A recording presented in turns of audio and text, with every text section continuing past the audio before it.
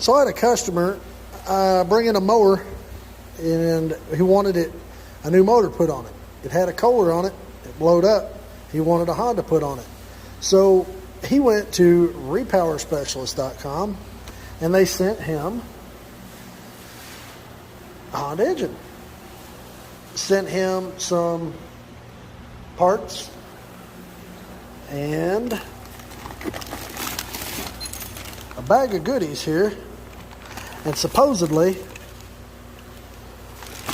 everything is here to adapt the exhaust, the electricity, everything.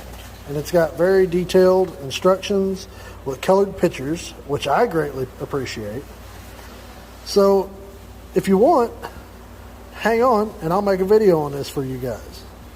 Stay tuned.